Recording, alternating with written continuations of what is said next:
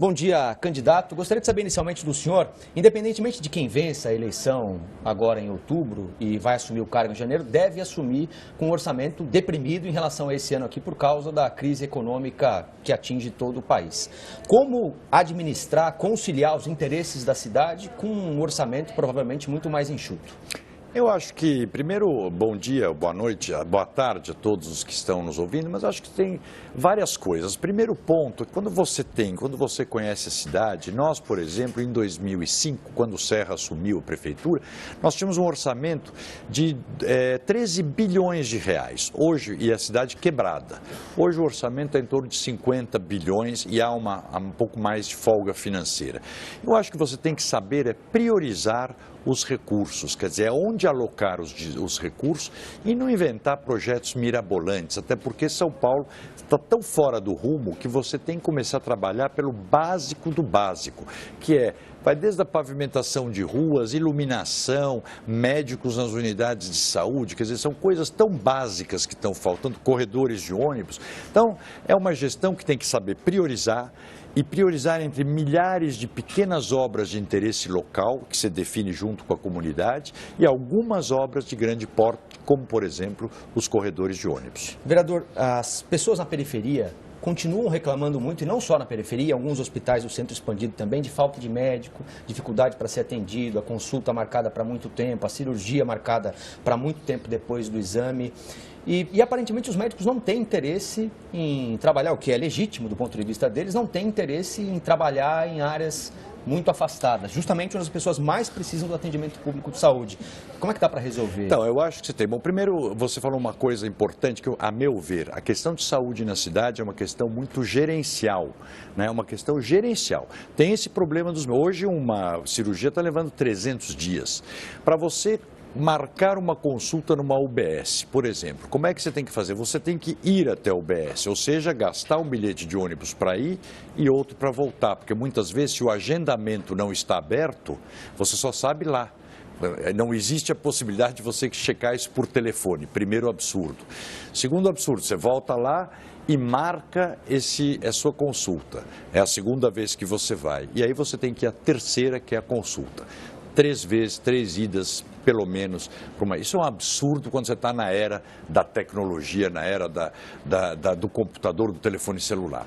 Segundo ponto, você disse a questão dos médicos longe. É claro, porque o médico faz o concurso, ele tanto pode ir prestar serviço aqui, ele mora, vamos dizer, no centro, pode prestar serviço aqui no Itaim Bibi ou pode prestar serviço em Cidade Tiradentes. É lógico que quando ele vai para a Cidade Tiradentes, ele tem 2 horas e pouco, 2 horas e meia de deslocamento, né? São 45 quilômetros aqui do centro da cidade e voltar. Então você tem que pensar qual é a forma de você fazer uma escala até das questões salariais com relação a esse problema de distância, e tem também as questões de segurança. Em muitas unidades de saúde ou AMAs, os médicos não querem ir porque têm medo em função de questões de segurança, que também é um assunto que dá para resolver. A Prefeitura de São Paulo optou por reduzir a velocidade em vias importantes da cidade, a velocidade para o trânsito. Nas marginais foi onde ocorreu mais polêmica, e em alguns bairros também, para 50 km por hora. Na mesma medida em que diminuiu o limite de velocidade, aumentou bastante a arrecadação com multas. O senhor entende esse como um movimento natural, algo com que os motoristas vão ter que se acostumar? Se eventualmente for eleito prefeito, pretende alterar essa regra? Não, eu acho que você tem que, de novo, você tem que planejar direito e aperfeiçoar. O excesso de multas vai muito porque os radares estão muito mal sinalizados e as ruas estão mal sinalizadas. Você nunca consegue saber bem qual é a velocidade que você tem que andar. Isso acho que é um ponto. E não pode, não pode ter pegadinha, né? Como tem na rodovia na Marginal Tietê, na Ponte das Bandeiras, que você tem lá um tal número de informações para entrar à direita naquele acesso, que quando você entrou, você não sabe se podia ou não podia. Sul, né? Exatamente. Depois, a própria Marginal Tietê, Pinheiros, a velocidade alterna em alguns pontos. Eu acho que você tem que ser coerente. Então, as vias têm que ser bem sinalizadas, as velocidades compatíveis com o tamanho da via. Então, uma via expressa, eu acho, por exemplo, a Marginal Tietê, Marginal Pinheiros, ela 50 km por hora é muito baixa. No caso da Jacupêssego também, que foi para 50 km por hora, ela ficou baixa, começaram a ter muitos assaltos, aí você pode, quem sabe, alternar a velocidade em função de horários ou voltar para o normal, porque é uma via de grande porte. Enfim, por que você tem a Marginal Pinheiros a 50 por hora e a 23 de maio a 60? Ou a Marginal Tietê a 50 e a ponte que passa por cima dela também a 50, que são duas pistas. Então, acho que você tem que acertar isso para transformar a cidade. Claro, redução de velocidade é importante em algumas vias, sim, mas você não pode também paralisar a cidade e fazer a coisa de forma incoerente. As favelas em São Paulo ainda tem jeito, vereador? Porque nós passamos aí por beira de estrada, já aqui na região mais próxima à capital, ou em alguns bairros da cidade, em que há casas construídas de maneira absolutamente inadequada por causa da falta de condição financeira, a falta de estrutura, de apoio para que essas pessoas morem adequadamente. O terreno em São Paulo custa muito caro. Essa foi uma justificativa utilizada pela Prefeitura, pelo governo de São Paulo também, para justificar a dificuldade da implantação de programas habitacionais, Minha Casa Minha Vida, por exemplo, em São Paulo. Como é que dá para compatibilizar essas duas coisas? Pode compatibilizar como nós fizemos também na gestão do Serra e do Kassab, através da urbanização de favelas. Aliás, um projeto que foi muito discutido, até com o vereador Milton Leite, também que conhece esse assunto como ninguém. Na Zona Sul, na favela de Paraisópolis e alguns projetos na Zona Leste, onde você urbaniza aquela antiga ocupação. Você legaliza, você põe calçadas, você liga a rede de esgoto e faz a rede, porque ela já está implantada. Um caso, por exemplo, a favela da Vila Prudente. Aquela favela está lá, é a mais antiga favela de São Paulo. E você vê quando as pessoas se referem a ela, sempre se referem à favela de Vila Prudente, quase como um elogio à mais antiga favela de São Paulo. É uma favela que ela tem que ser urbanizada, não é retirada de lá, urbaniza lá mesmo. Tem um exemplo que dá para ver nitidamente a diferença de uma coisa para outra, é Paraisópolis.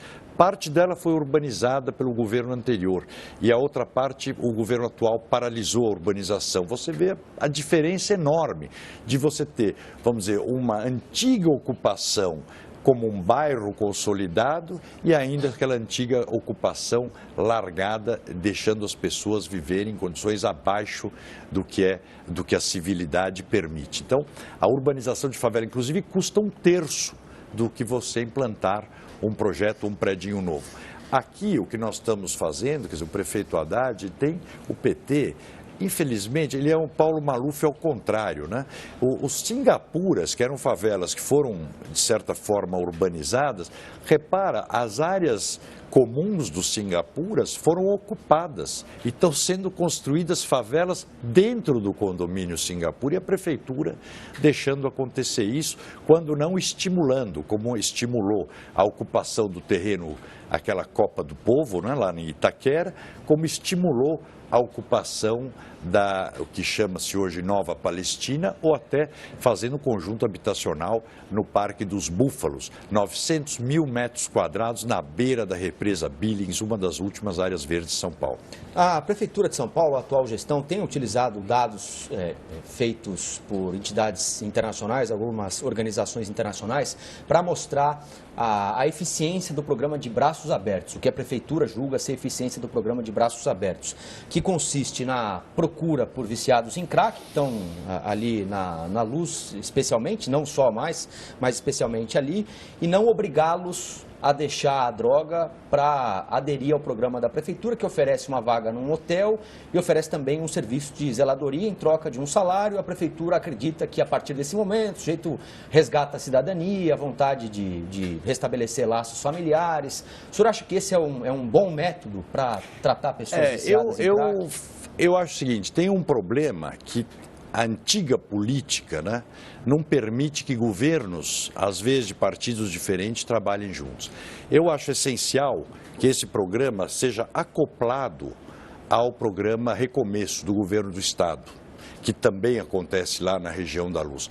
O programa Recomeço, ele trata a pessoa dependente químico com internação ou não, a pedido da família ou do próprio dependente químico. A internação compulsória, para você ter ideia, nesses 3 anos ocorreram apenas 3 ou 4, tanto é ínfimo. Então, ele trata, depois ele manda para, passar da primeira desintoxicação, vai para residência terapêutica, depois para ressocialização. Eu acoplaria o Braços Abertos como a porta de saída desse problema. Aí você dá a moradia para ele e o trabalho. Então, mas a porta de entrada é que é diferente, né? Porque a prefeitura não exige o tratamento. Pois é, o governo de São Paulo exige o tratamento. Eu justamente, e precisaria exigir, você tem que forçar um pouco. E também eu faria em outro lugar a recuperação, porque senão é como você querer tratar um alcoólatra dentro de um bar. Quer dizer, com todos aqueles viciados lá, com os traficantes que você teve, saiu no jornal essa semana ou semana passada, 100 quilos de crack por mês estão comercializando lá para aquelas pessoas. Então, acoplar os 2 projetos eu acho que seria bom. Eu faria alterações, melhoraria o programa. Não diria que ele é um horror, mas também está longe de ser a solução.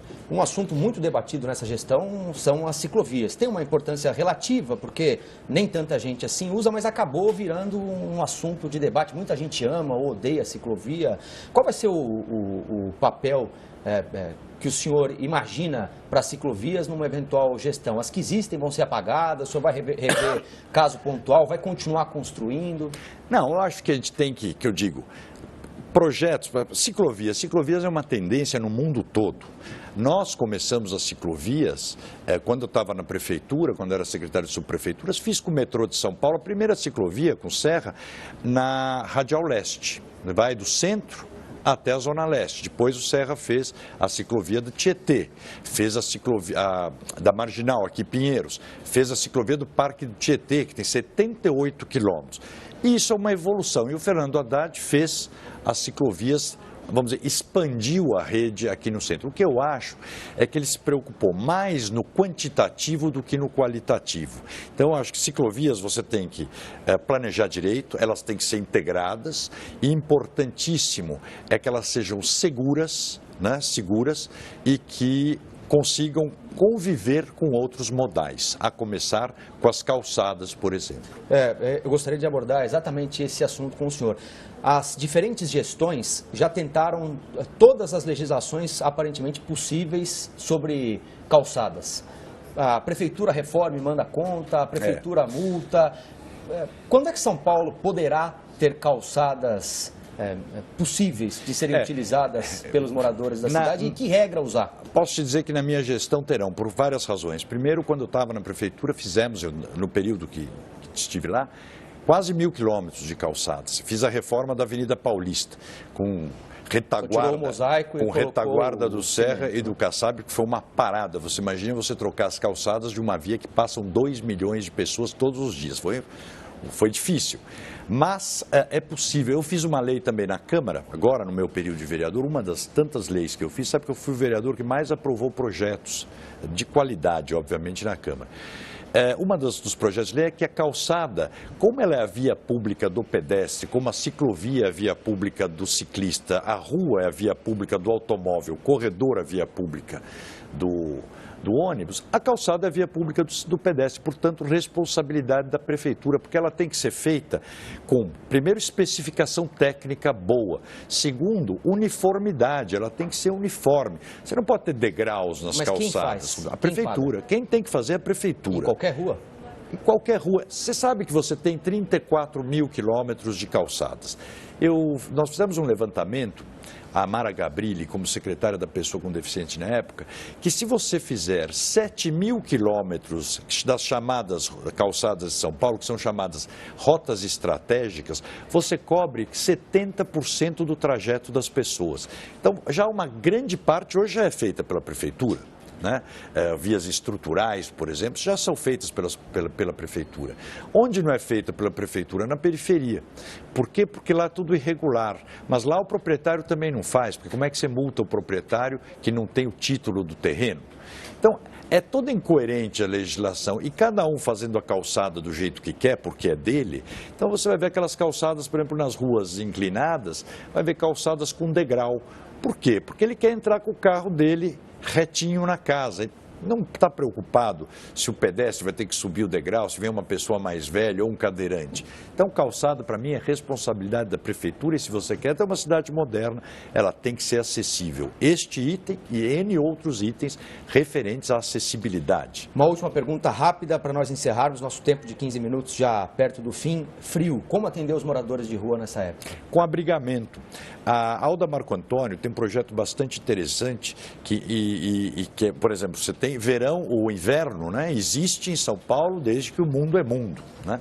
Então, obviamente, neste período de frio, você tem que se prever fazer uma operação frentes frias e ampliar sua vagas de albergues, em muito, de abrigos. Você pode usar para isso, por exemplo, os hotéis que estão abandonados pela cidade, alguns ocupados, outros não. Você tem que fazer o centro de referência do morador de rua dia, no modelo de tendas ou outros conforme o lugar que você coloca. Obviamente, agora vão fazer no Anhangabaú de última hora, mas você colocar, porque o morador de rua precisa ser também encaminhado para ele melhorar, porque senão ele vai passar sempre na rua e ele não quer ficar na rua, é que ele está na rua porque não tem alternativa, mas tem solução porque são só 16 mil pessoas. Pouca gente para uma cidade do tamanho de São Paulo e pouca gente para você largá-las à própria sorte como estão hoje. Obrigado pela entrevista, vereador. Muito obrigado a vocês, obrigado pela oportunidade. Desculpa se eu falo muito, mas eu tenho uma paixão por São Paulo e sei que a gente pode fazer uma cidade muito menos desigual.